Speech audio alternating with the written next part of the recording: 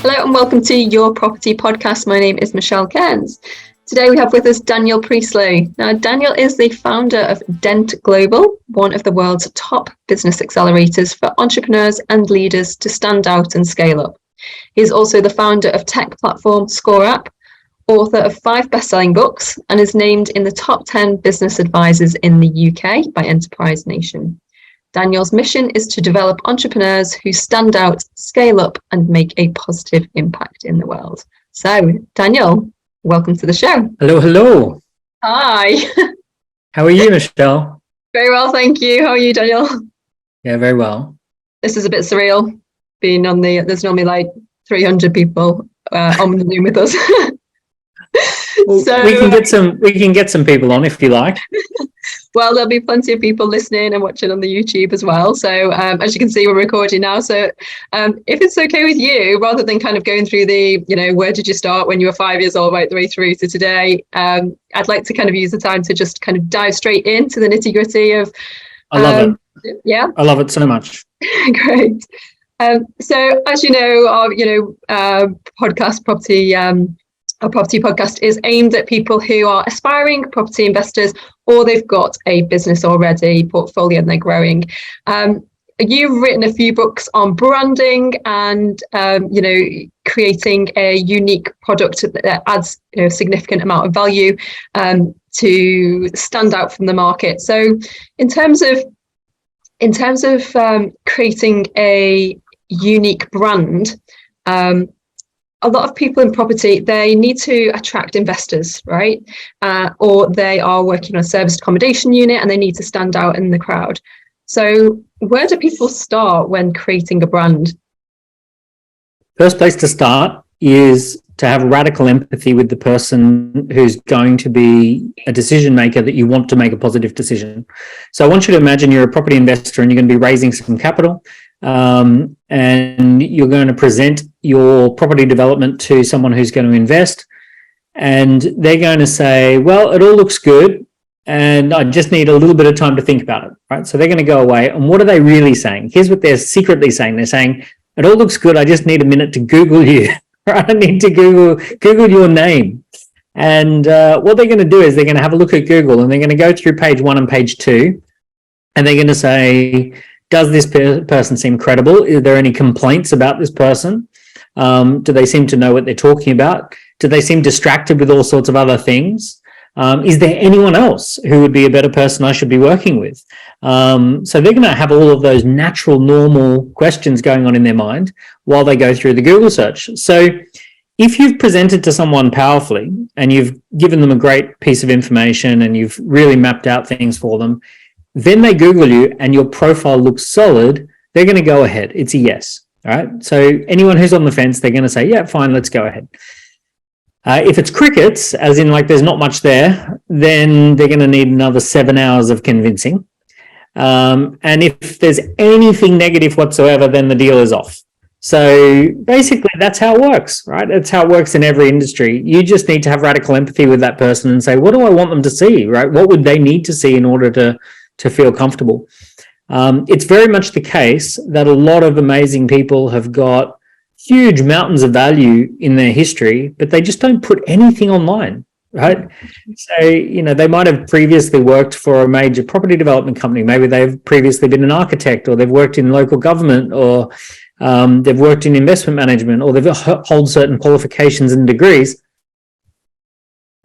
Why can't I find that stuff, right? Why can't I see it? Oh, I know why I can't, because I'm too modest. No, it's not for you, it's for them. And that's what makes them unique, right? And stand out. Yeah, that what makes you investable. That's what makes you worthy of partnership, right? I don't care if to be honest, I don't care if you're unique. I care if I can trust you with my money, right? In the case of investment, I want to know, are you trustworthy, and can you get some sort of return above what I could get myself? So that's part number one. If you're a developer or a property investor, you're really that person who's bringing people together. You're the lightning rod for that project. You need people to be able to see you as the credible and trustworthy person. And that's all part of that brand. Right. And so in terms of you say like the uniqueness comes secondary to trust, and building trust is like transparency, being online and sharing not just what you're up to now, but your history as well. So how does the brand come into that then? Well, think about the brand as between two people. So rather than thinking about having a brand that's out in the world like Coca-Cola or something like that, think about, let's just start with two individuals. So if I had gone to high school with you and we've known each other ever since, and we keep touching bases every couple of years, and we've gone on a lifetime journey, and I've seen you do certain things, and I've seen you go from strength to strength and deal with difficult problems and solve them, then your brand with me is, okay, I know this person, I've known them for a while, they seem dependable, they seem interesting, they seem trustworthy, they seem like they can handle problems. So I've got that connection. So essentially what we're trying to do is take that feeling that we would have between two people and try and basically scale it, right? How do I get 100 people to feel that way? How do I get 1,000 people to feel that way? So they might feel that way by listening to podcasts. They might feel that way by following you on social media, maybe by watching some videos, maybe by reading some of the reports you've written. So all of those things, you're giving people the data that they need, the education, the content that they need in order to fill the gaps and to feel, okay, I know enough about this person to do something. Right. And in terms of then they've got that information, they've got the data, and they've got the know, like, and trust you.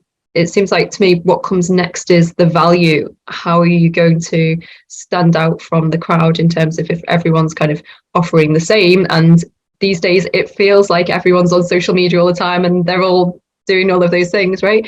So how do people create value for whether that's their guests in there or the tenants, or whether it's an investor?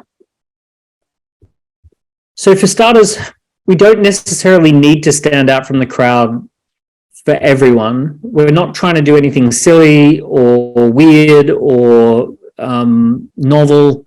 We need to be just constantly showing up for our people. We need to be, consistent, and we need to be sensible, and we need to be present. It seems like everyone's sharing on social media, but 90% of people aren't. We know the stats. Something like 5 to 10% of people share 95% of the content.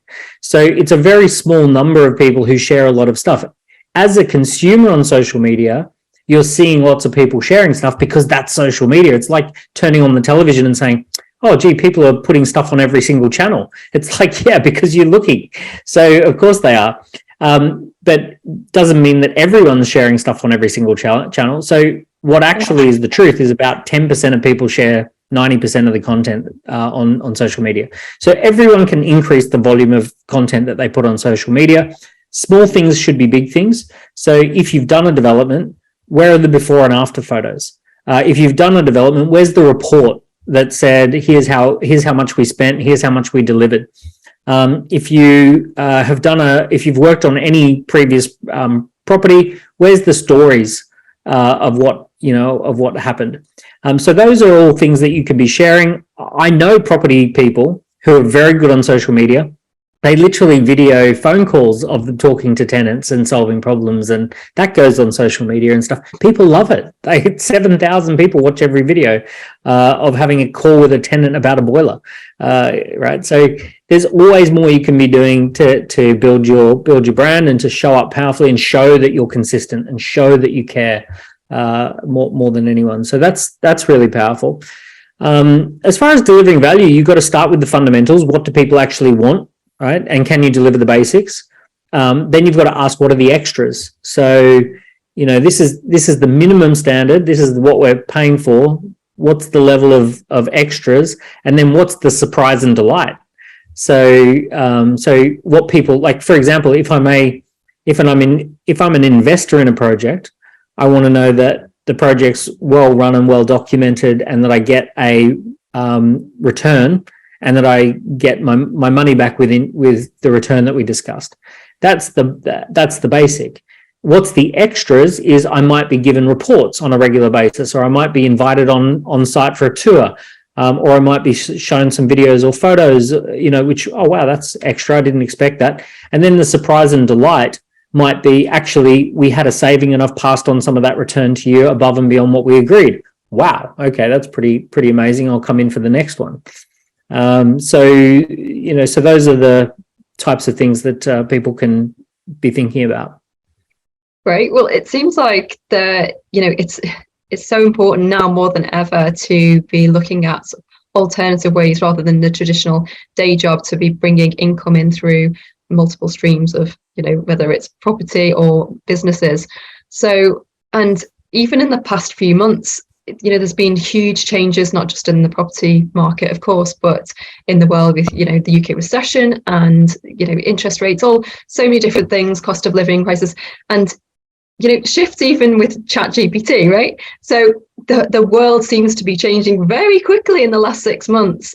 How do you see that, let's say, for the next 12 months or, 24 months, what's going to be needed, do you think, by people who want to thrive in this market?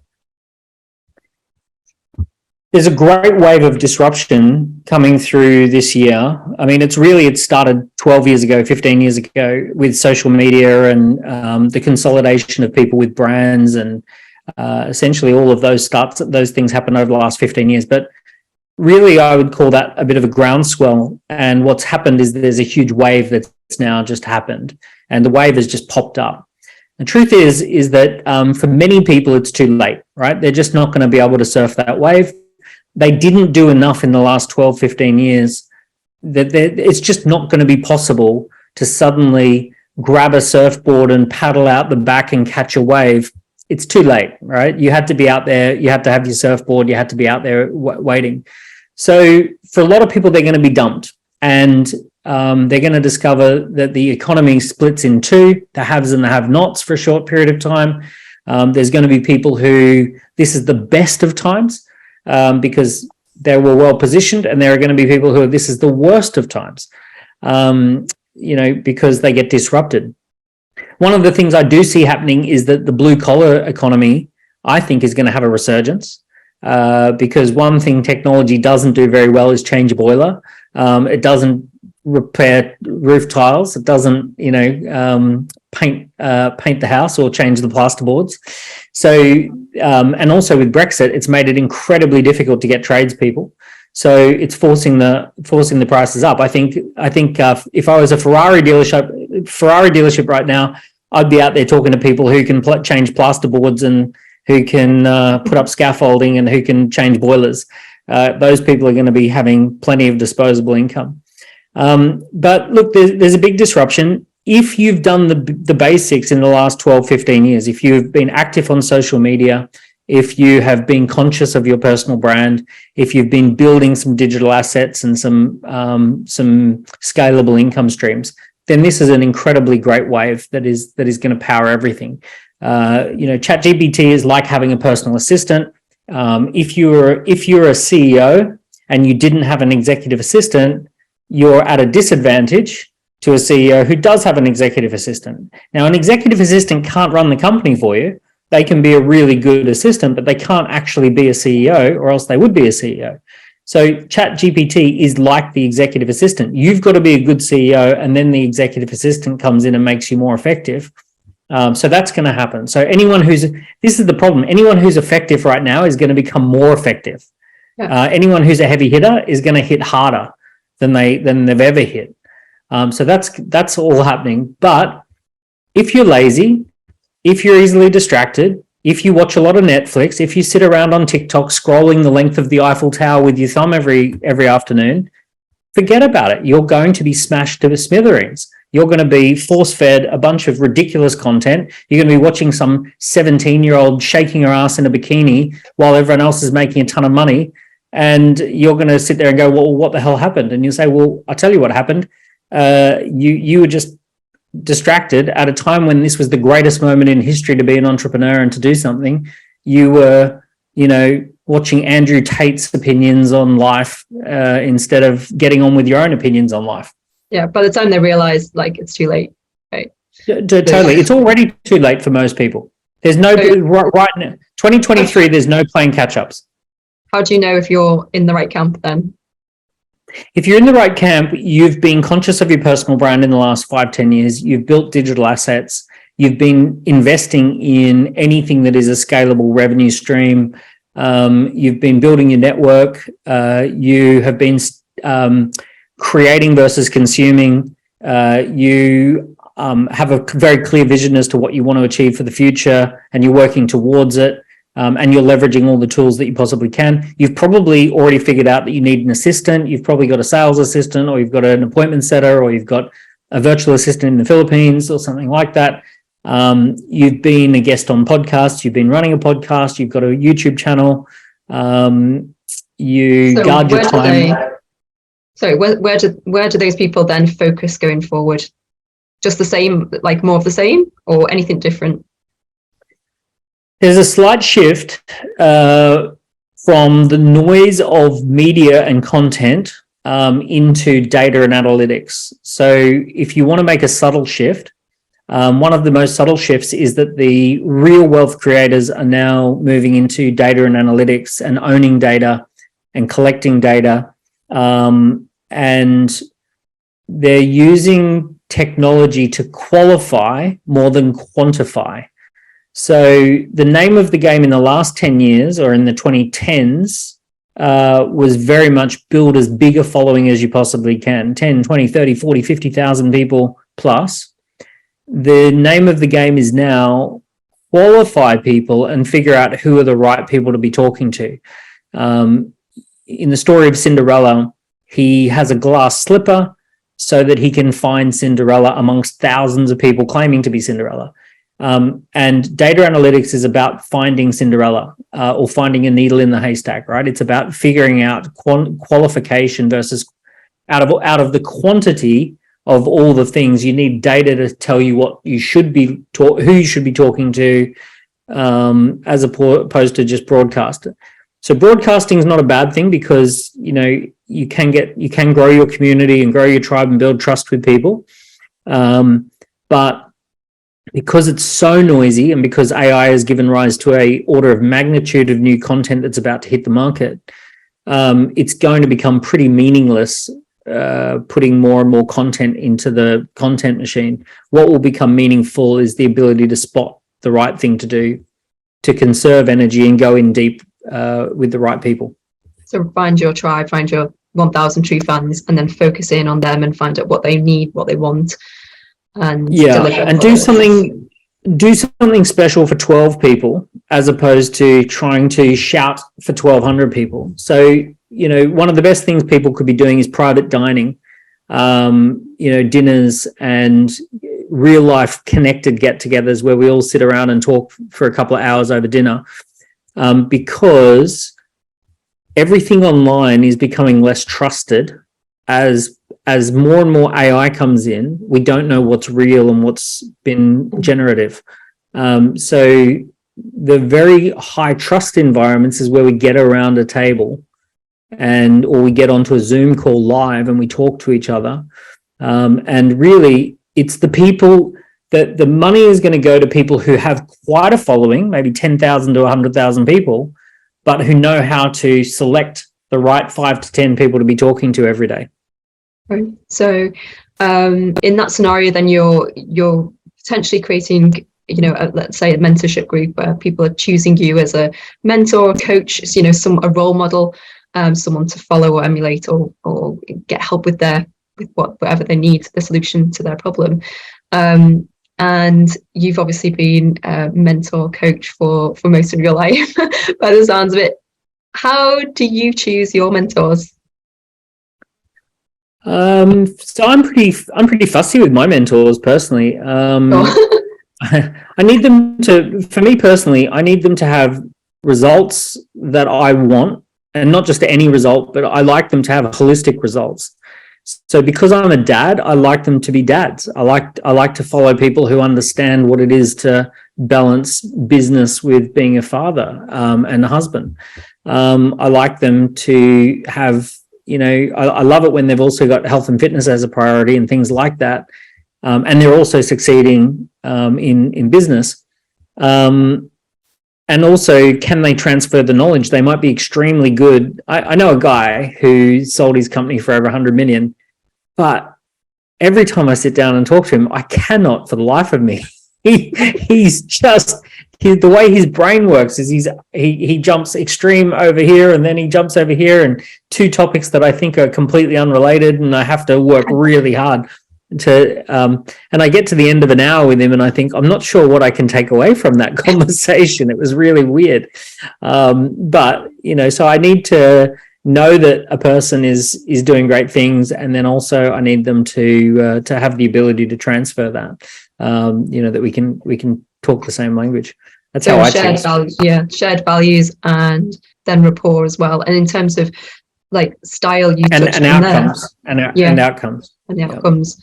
So is the style of communication important in terms of, for example, anyone who's wealth dynamics, we've got the personality profiling test. There's one theory where you bring somebody into the team who has that different skill set to yourself, or different style of communication. So if you're more kind of on the blaze and the like network with people, that's something you enjoy working with people, then you need to bring someone who's more detailed and can do the spreadsheets. So do you look for somebody? I'd say that's certainly true for a leadership team, but a mentor, I don't think it matters as much that they're different. If anything, being similar would probably be a benefit, because there's no point being mentored by someone who's got a radically different personality style to yourself, because they're going to say, well, Daniel, you've got to stop having all these big ideas and writing all these books, and you have to get into the spreadsheets and penny pinch, and you've got to do budgeting and get more frugal. It's like, yeah, that doesn't come naturally to me. So I'd much rather be around someone who is an author and who is an innovator and who's coming up with new products and technologies and all that sort of stuff. But within my senior leadership team, I've got someone who's very grounded and is just a get stuff done implementer. I've got someone who's extremely finance orientated. I've got a kick the door down sales guy. So in the senior leadership team, I've got those classic bases are all covered. Fair enough. And so let's say we've built our tribe, we've got our 1,000 true fans or whatever. What do you notice, because you run so many of these groups and you have done for many, many years, what do you notice the patterns of the people who succeed and the patterns for people who don't? I can now, in many cases, I can see straight away, especially on a Zoom screen. When I've got 30 people in front of me on a Zoom screen, people who've got no camera on, they're extremely rare that I see anything happen. They're not fully engaged. They've got the guard up, the barrier up. They're half listening. If someone's going to message me and say, "Oh, I don't have my camera on because I'm got this. I'm nursing a child and I'm doing this, or I've got this going on, or I'm with my elderly family member or something like that." Okay, fine, exception to the rule. But as a general rule, the people who make it, they're there, right? They're there. They're well dressed.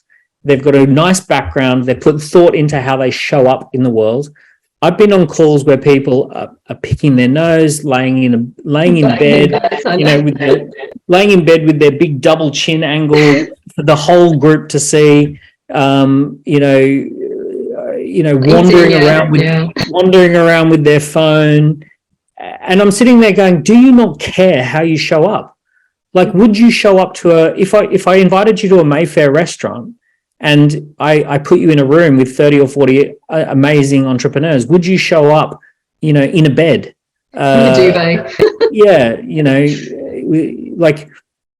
so there is definitely a correlation that people who are kicking the doors off the hinges, they show up to everything ready to kick the doors off the hinges. They show up looking the business, looking sharp, projecting energy. They've just, boom, they've got the energy pouring off them, and you see them, spot them a mile away. On a screen of 30, they jump off the screen. You know who they are. Within 3 minutes, you know who are the people who are going to smash it, and you know who are the people who NGM, what do they say? NGMI, not going to make it. Like it. And for the people who you see, they are keen, enthusiastic, but they get stuck. How do you work with those people where you can see they've got, the enthusiasm, they've got the right drive, but they've got those blocks in a group scenario where you're not doing one-to-one coaching? Are there stories that you tell, or is it more strategies? How do you There's a few things. The first thing is, I'm a big believer that environment dictates performance, that when you get around the right people in the right environment, it just elevates the standard. And I've seen that happen when we do a repetitive group. If the standard's high, all the people who were at a low standard at the beginning raise their standard by week 3 or 4. So there's a high standard within groups. So environment dictates performance is interesting. The second one I notice is frameworks. Frameworks do half the work. I'm a big believer that if the right framework will do half the work. So for example, there are good frameworks for how to write a book. There are good frameworks for how to pitch a deal. There are good frameworks for how to productize your intellectual property into something that scales. So if you can follow a good framework, and if you can present a good framework and plug your content in, that's very, very helpful. So environment, being around the right people consistently again and again, having powerful conversations, and then letting the framework do half the work. Those are some of the things. The way I operate, though, when I'm operating with groups, it's not my problem to try and fix everyone. They can jump on board. We're very much a moving train. So we're going to go, a big group of us are going to go and do amazing things. And if someone tries and doesn't make it, we'll do what we can to bring them along. But I'm not sitting there saying it's my job to help and fix everyone to be successful. Being successful is freaking hard. There are plenty of people who, when I ask them, why do you think, why haven't you succeeded? Oh, work-life balance is really important to me. Great. Then you're not going to get the same result as someone who throws themselves in harder. But that's everyone's working with their own situation. I'm not trying to create an egalitarian society of everyone gets the same result. If you fall behind, you fall behind. You're a big person, dust off your elbows and get on with it. So you've got the framework, you've got the community. How important is the mindset? And I've got my nonchalant, don't give a damn attitude. Yeah. Take or leave it, yeah. And how important is the mindset? So all humans, billionaires and students and McDonald's workers and McDonald's owners, we all have the same fundamental hardware of our brain. And the biggest issue I've seen with mindset relates to the fundamentals of the brain. So the brain is kind of built in these 3 sections. There's the reptile, fight, flight, freeze, freak out, highly emotive but negative emotions. And we've all got one of those. We've all sent that email we regret. We've all gotten that red mist of I want to rip their face off, right? We've all had that moment of like, so that's reptile. Autopilot is essentially a big part of the brain where we just do things by reflex. So we've all had the moment where we've jumped in the car and we've been driving along, and then we think, how did I drive for the last 5 minutes? Like, I don't remember driving for the last 5 minutes. I've been listening to the radio or I've been doing other things, but somehow I didn't crash the car for 5 minutes without thinking about it. So you were driving on autopilot. And then there's the visionary, the neofrontal cortex, which is love, compassion, empathy, creativity, innovation, strategy, connecting the dots, seeing the bigger picture, zooming out to the 30,000-foot view and seeing what's possible, being open to ambiguity, feeling around in the dark until you find the thing that you're looking for, right? So that part of the brain is the curious and open and communicative, interesting part of the brain. The human, it's you at your best. And realistically, the mindset's pretty simple. Every single person has access to all 3. The lower parts shut down the higher parts. If you go reptile, you can't be visionary at the same time. So it's essentially being aware of that 3-part mind and taking action to stop yourself going reptile, right? So giving yourself little breaks, taking those things that trigger you and parking them off to the side, and then giving yourself to get out of your normal environment, not being autopilot, and then getting yourself around people who take you up to big picture land. And going away on a holiday, getting into a new environment, standing on top of a mountain and thinking to yourself, oh, I wonder if I did this, what would it be like if I tried this? Why haven't I done that before? Okay, maybe I should. So it's that the level of incredible intelligence that's up there in that visionary mind. We've all got access to it, and we can all access it rapidly every single day. So the mindset stuff's pretty easy. You just need to give yourself space to get up into the visionary.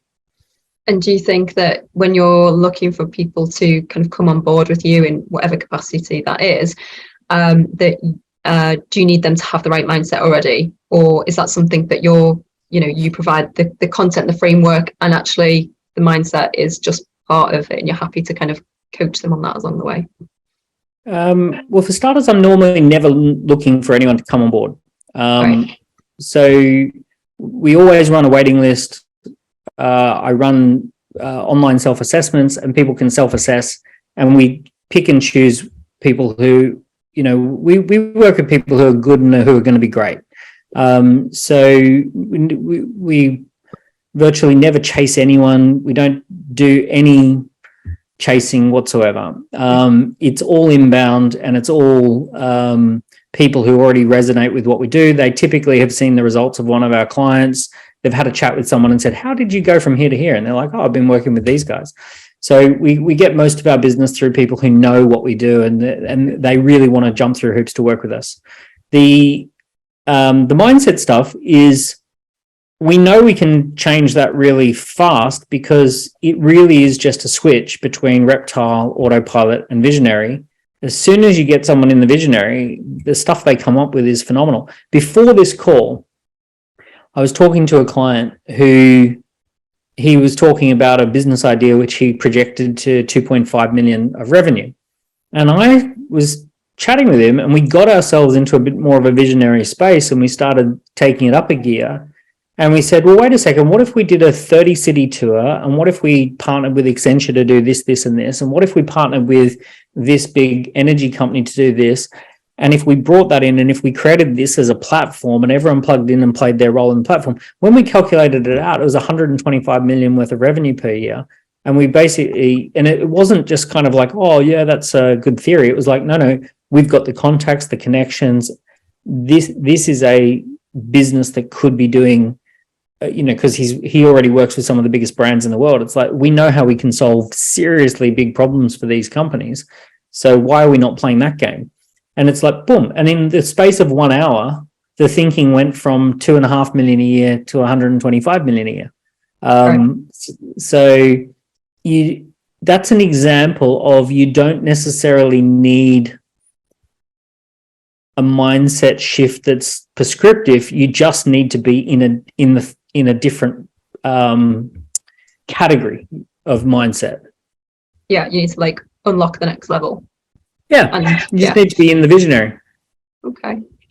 Well, that's probably a good place to wrap up. One final question. I know you like to ask a lot, but what are you up to now? At the moment, we're scaling Scoreapp. So Scoreapp is data analytics for growing businesses. It's online quizzes, questionnaires, and assessments, so that you can collect leads, qualified leads. At the moment, that's a great, exciting business, because it grows by 5 to 10% per month. Yesterday, about 140 people took a trial. Right? Wow. So it's like, wow, right? So it's just like these moments where it's just kind of jumping ahead. It's exciting. The accelerator business is going through a really fascinating part as well. So we're getting, because we deliver everything on Zoom now, we're getting clients from all over the world, and we're getting incredible clients. So on any given call, we might have someone in Montreal and in Nigeria and South Africa and Dubai and Amsterdam and Budapest, and so we're building this global network of people who are going through the accelerator together. And then we're doing some acquisitions, buying some companies that fit within our growth services part of the group. So we're up to 8 companies in growth services. So yeah, a bit of acquisition. We just bought a company in the Philippines that does virtual assistants, that are AI enabled and trained virtual assistants. Yeah. Wow, sounds exciting. Never a dull moment, I'm sure. Well, every now and then. Great. Well, thank you so much for your time. I really, really appreciate it. I'm sure our listeners have got lots of golden nuggets out with lots of inspiration as well. And we'll put links to your websites and the scorecard up in the show notes as well. And great. We'll look forward to seeing what you're up to in the next 12 months. Nice one. Thanks, Michelle. Thanks for having me on your platform. You're welcome. And for anyone who is not yet a subscriber to the magazine, please click the link in the show notes. Feel free to take out.